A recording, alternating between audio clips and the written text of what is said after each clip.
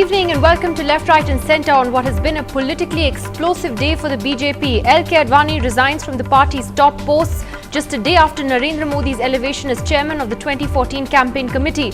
As the BJP grapples with this crisis, the question is, can the party recover from this infighting? Is the BJP heading for a split? And how will this impact the NDA in election year?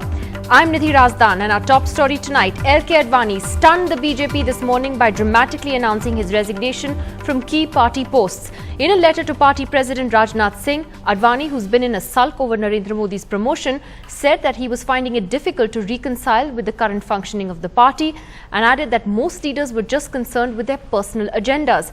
The BJP has been firefighting all day trying to get the 85-year-old leader to come back. In fact, a meeting of their top decision-making body, the Parliamentary Board, is currently underway here in the national capital. But Advani so far is adamant, while the Modi faction on the other side is clear there can be no going back on Modi's appointment. From the bed of arrows he blogged about on Sunday, the Bhishma Pitama of the BJP has fired a fatal shot that made the BJP travel from yesterday's ecstasy to today's anxiety. Narendra Modi, backed by the RSS and a large faction, walked past Advani's no and absence to his elevation at the BJP's Goa conclave over the weekend. Isolated, Advani played his last trump card, resigning from all three BJP posts that he held. In his resignation letter to Rajnath Singh, he launched a stinging criticism of the party that he built with Vajpayee from 2 seats in 1984 to its peak of 182 seats in 1999.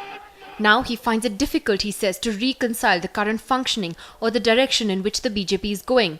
And worse, he says, most leaders of ours are now concerned just with their personal agendas. The content of Advani's resignation letter rubbishes the BJP claim that the party veteran missed the Goa conclave on health grounds. The resignation underlines the fact that Advani skipped, hoping that the BJP would reconsider Modi's elevation. The BJP is now trying to persuade Mr. Advani to reconsider. We are all sad about what has happened. We are trying our best to sort out the issue, and we appeal to Advani ji to withdraw the resignation from those posts. But the patriarch appears to have dug in his heels. Rajnath Singh had met Advani for 45 minutes today.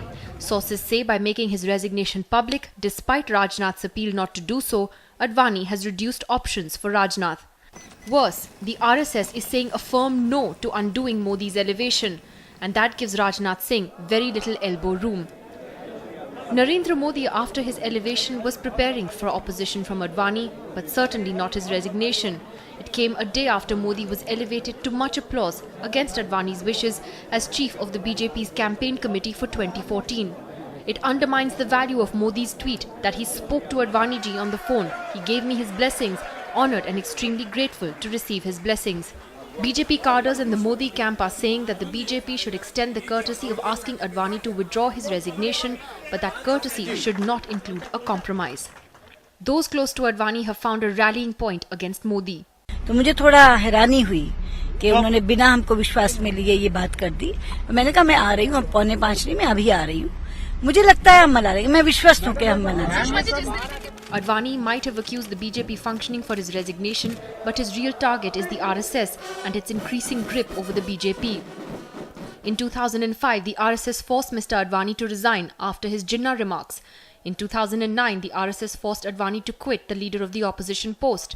They inducted Nitin Gadkari as president despite Advani's opposition. Advani struck back when he defeated the RSS's plan of a second term for Gadkari. The RSS wanted Modi as a face for 2014, while Advani batted for Shivraj Chauhan.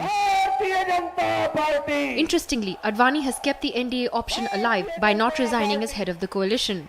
The JDU, the BJP's ally in Bihar, where Chief Minister Nitish Kumar is a known Modi baiter, has reacted strongly. Earlier, Nitish indicated he may take a decision on the alliance much earlier than his previous December deadline. हम लोग विचार विमर्श करेंगे और अपना जो उपयुक्त response होगा उसके साथ सामने आएंगे। But after Advani's resignation, the JDU was blunt. अब आगे दूसरे विषय पर आइए। The alliance was created by people from our side, and from the BJP side it was Mr. Advani and Mr. Vajpayee.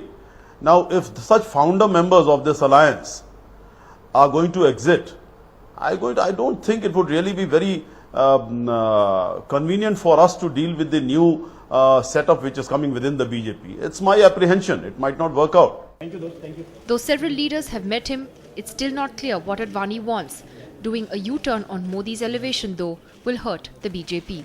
Mr. Advani has now publicly opposed Narendra Modi as a prime ministerial candidate for the BJP. But he has neither named his choice, nor has he expressed a desire to be the party's face for 2014.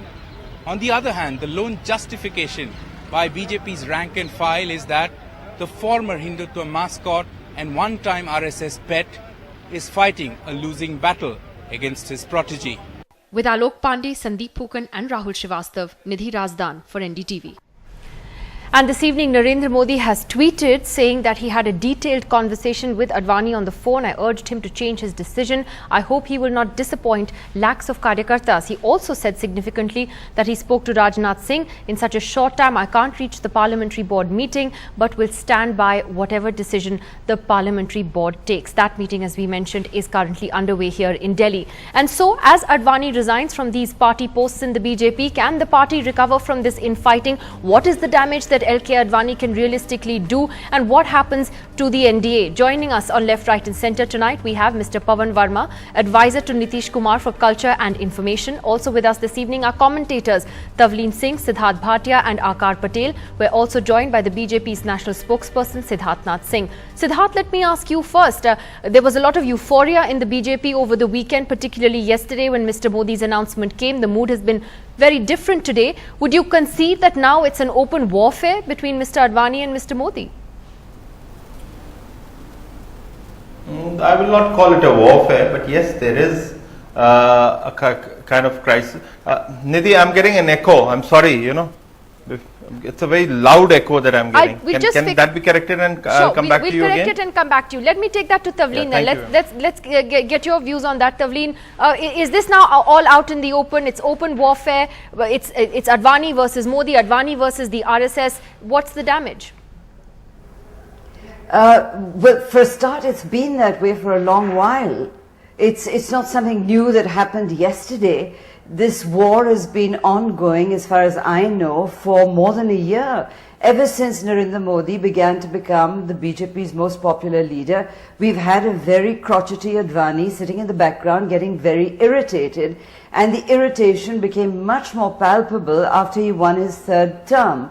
I want to just say something about this whole RSS thing, that we're suddenly now to believe that the RSS is behind Modi and against Advani. What are we talking about here? You know, can we be a bit more analytical and recognize that the RSS opposed Narendra Modi earlier, if you remember, and that the creation of LK Advani from a backroom boy to a mass leader was also the work of the RSS.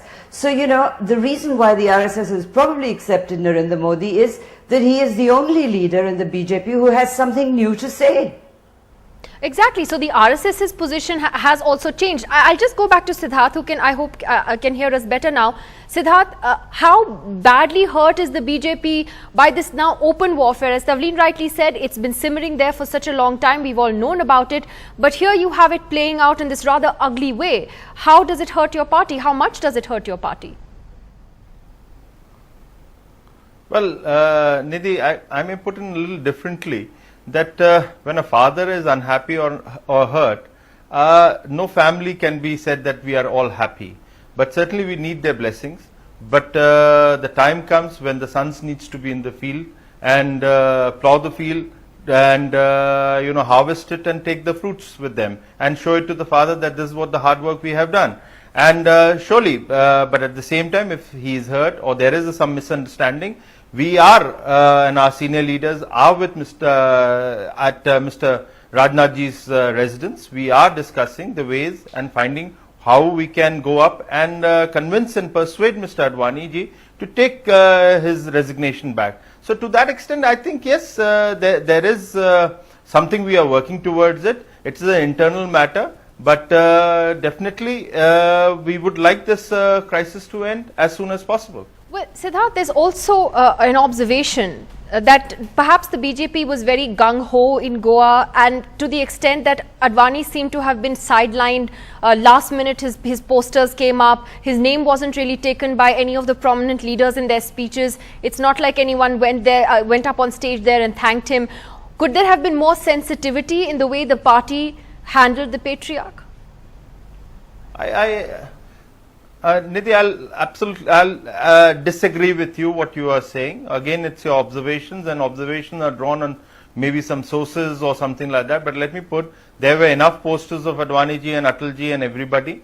There were, during the speech, concluding speech of Mr. Rajnathji, he said about Advaniji, not once, but maybe, I don't have a count, but a number of times, including Sushma ji, Arun Jaitley ji referred about social media when he was explaining, he mentioned about Advaniji's, style of writing a blog, and then that gets disseminated. So these are, number of times things were said, including Narendra Modi ji, everybody has said. So it's not that, we are, to call it, we are insensitive towards our seniors. I don't think it's a correct statement, but yes, the euphoria was there, and the euphoria was not built because a certain number of people or X number of people decided that, the chairman has to be Mr. Modi. But it was decided before we left. The consultation process was on, or with all the senior leaders. And I understand, as mentioned by our party president, it was consulted along with also Advaniji. So I don't think nobody was on board when this decision was taken. Everybody could have had their own opinions, but everybody was on board, and it was Advani was not. But obviously Advani was not, and Mr. Modi tweeted that he had Advani's blessings. Obviously he didn't. Well, that's true. That he had spoken to Mr. Advani ji and taken his blessings. So it's a matter of fact what he had said. So there is nothing, and neither Mr. Advani ji has said that he is opposed in his letter, which has been in the public domain, that he is against Mr. Modi or anybody else. He has a certain reservation on the functioning, but that's a matter of debate internally we need to sort it out. Okay, so this is like the illness that he apparently had over the weekend. I'll come back to you on that. I just want to get to the rest of the commentators first. Siddharth Bhatia, why did LK Advani do this? Why has he done this? Is it because he wants to remain relevant in the BJP, or because he still has ambitions that he could be the prime ministerial candidate? What is it? Nidhi, a man of his stature, experience, wisdom, as well as the fact that he knows the BJP and the RSS inside out, doesn't do these things overnight. This is not some impetuous decision of somebody who says, okay, I've gone into a sulk, I'm going to throw everything away. So obviously it was simmering, and simmering maybe on several fronts. The trigger could have been anything. The fact that he was not consulted, the fact that he has pointed out, I was not unwell. He could have just felt to himself that the entire process had become extremely graceless. He must have felt humiliated at 40, 50 people standing outside and shouting outside his house, whoever they may have been. This is the man who created the Bharatiya Janata Party in 1980, built it up brick by brick. So it could have been, the trigger could have been anything. But here is a man who feels that you are now not merely discarding me, you are just consigning me, and you are covering it up with platitudes like, elder and, mentor, and of course we pay you obeisance and all that kind of thing. All that's very well, but please don't, bother us. We have already made up our mind.